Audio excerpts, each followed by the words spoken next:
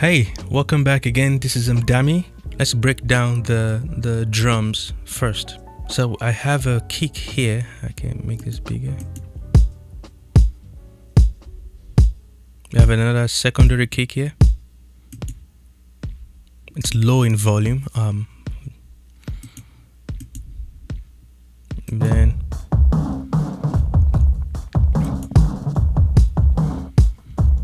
so this already, right, they all sound good by themselves, so I'm not really doing anything to them individually. But before I actually show you what I'm doing here, there's something I need to show you. Where this is routed to, I think, is important as well.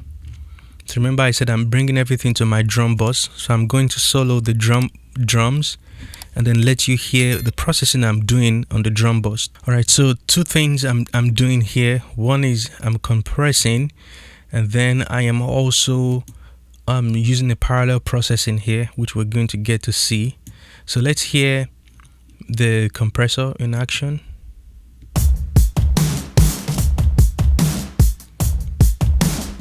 I'm gonna bypass it now.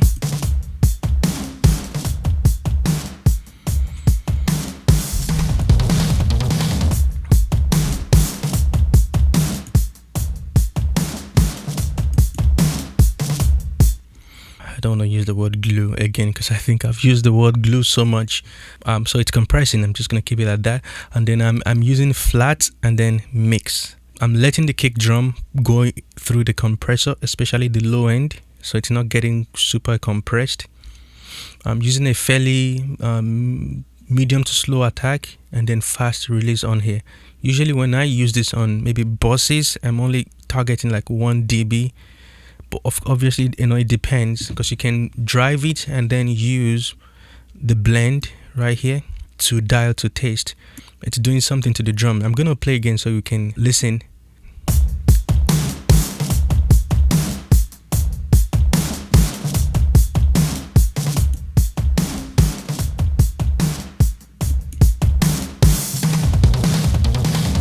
So it's bringing the low volume out, especially the snare and all the different hi-hats, right? It's pushing them up in volume while actually kicking the kick drum down. Because you hear each time the kick drum even comes in, though I said 1 dB, but it's actually going more about 2 dB, almost 3. So that's what this compressor, I can hear it doing right now.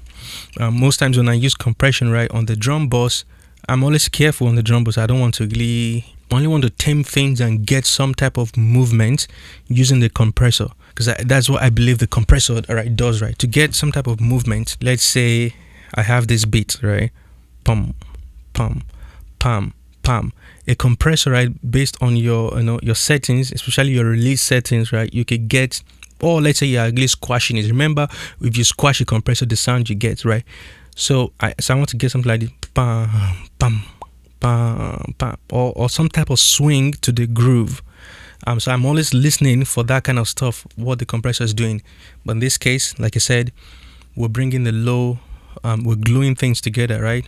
Low volume is coming up, and then the high volume is being tamed as well. But Novatron is a very good plugin. You can read more on that, right? Because this is a combination of or compilation of 3 different type of plugins. I think the FET, the VCA, and maybe VariMu as well. Okay, and then the next thing here is I have what I call crush right here, and that's because of the vibe of the song. I mean, I do use crush on different genres, even if I'm mixing gospel or pop or any acoustic drums. Basically, I still use it. I've modified my template though. So in this case, let me pull this out. I'm using the Devil Lock. I find that using the Devil Lock on acoustic drums doesn't give me the best result, especially with the cymbals, right? Because I'm sending everything to the parallel processing aux or bus. Some people would only send kick, drum, snare, and toms and don't send the hi-hats in there, and that's something it's just my I'm going to try. It's just my template is not set up that way, but so that's a way you can avoid those splashes, right? Your hi-hat harshness and all of that. So let's see what this is doing, and I'm sure the goal here is to get more crunchiness out of that drums because of the kind of music that this is. It's already rough, it's aggressive. Okay, so let me mute it and then I'm gonna play it.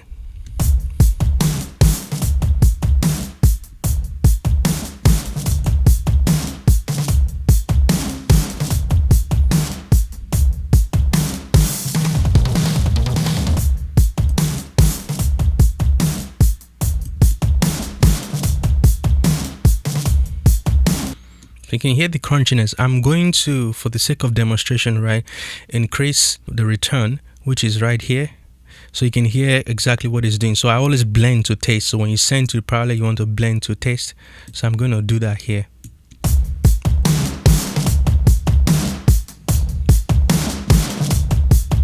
Okay, let me bypass it.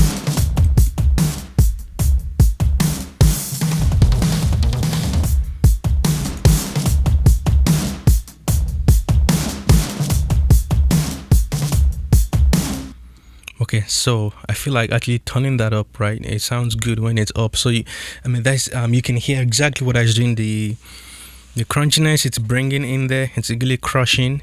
And here are my settings, right? I have it set to like maybe 7, 8 here, and this is set to maybe 4 here as well. The darkness. So this is what you can use. The darkness, say I have my hi-hat, I'm able to use that to control how bright things are.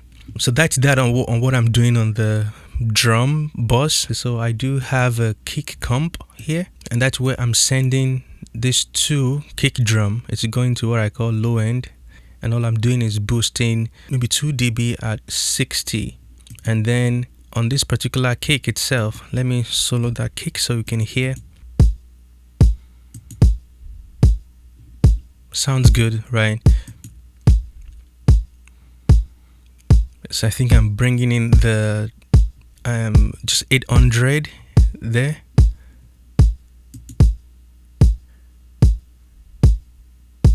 And then, okay, I'm also definitely cutting 400 because I could hear that. Yeah, so 400 is also being removed here. 400 and then 800 is what I'm boosting slightly. Let me boost the 400 because you're gonna maybe hear exactly why I need to remove that.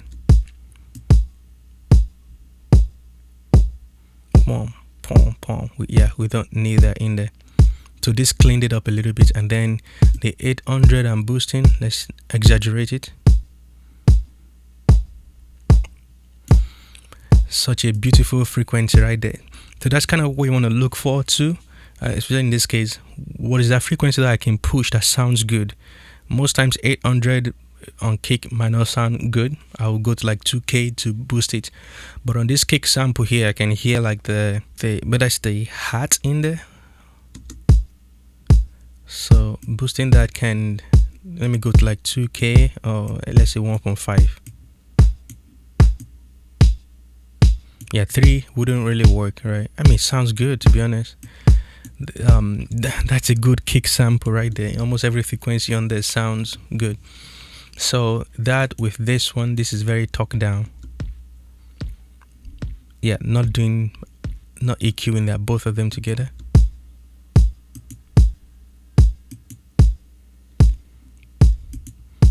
And then it's going into the Poltec right here. Let me bypass it. I'm boosting 60 hertz.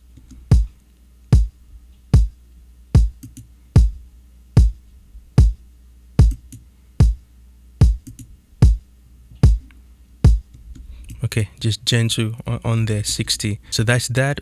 And then a drum loop. This is a drum loop, the low end of a drum loop that we already processed. Really, the only thing I'm doing is cutting a little bit of 200 there. As you can see, exaggerated, cut it off a little bit, and then I wanted to tame the low end a little bit here, so I'm cutting off about anything from 34 hertz.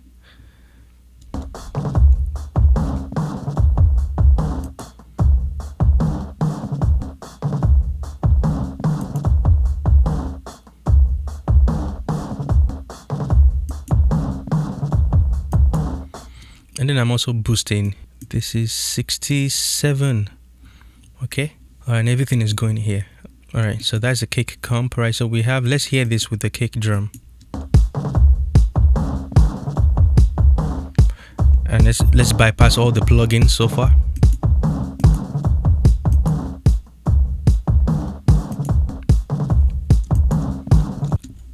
Not much, very minute changes here and there. But it's all adding up. I love the cleanup. I know I had the cleanup here. so we don't have some, because I already have that kick drum that is pretty tight, so I don't want this competing with it again. And then so here is another loop.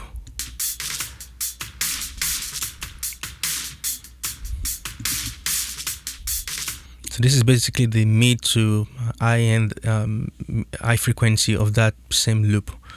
And I'm not doing anything to it because it sounds good and don't want to compress. Just want to just let it breathe. And then again, this is the snare drum. And then that's dry, and then this is. So what I'm doing here is removing frequency here at 3K. Typical like snare, well, 3K is not typical for snare. That you cut, you actually most times you're boosting 3K, and then to get the warmth, you're always I'm boosting 200. So I'm doing that here, and then 400. I'm cutting some of that too. And the reason for removing some 3K frequency here is I think things was getting a little bit there may be some bad frequency, but I'm gonna play this exactly so you can hear what it's doing. I'm gonna exaggerate the 3K right there,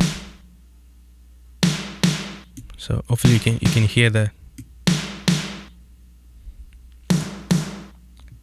So that is the reason for pulling that out from the snare drum and then boosting 200 and then removing 400.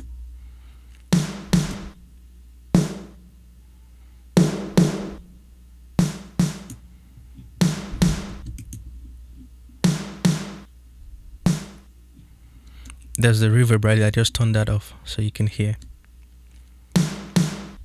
And then this right here, 200. There you go. So the 200 sounds good here.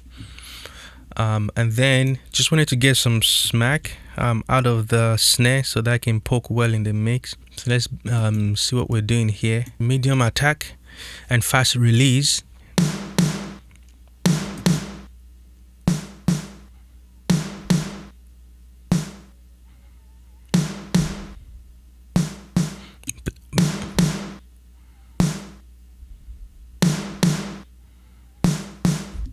Right, so it helped a lot with some of the inconsistency, right, with the the velocity of the snare drum. Even though, because that was a live drum loop, and we took the snare from that loop using trigger. A lot of the hits are inconsistent, so this is helping us bring the other volume a little bit out while adding some level of punch in there.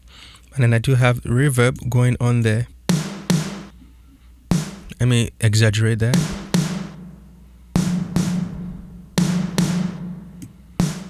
Let's see here this one as well. It sounds better on this.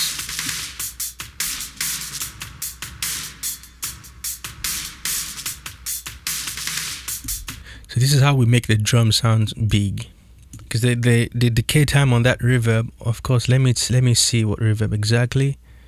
Snare plate, we're using this. And the reverb time is almost at 3, right? So it's at 2765 right there. Okay. So let's listen to the kick, the drums basically, and then bypass what we've done.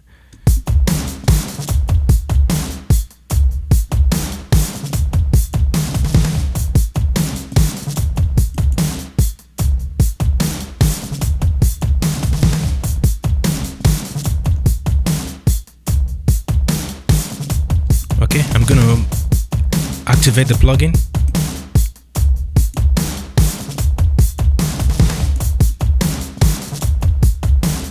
And take it out.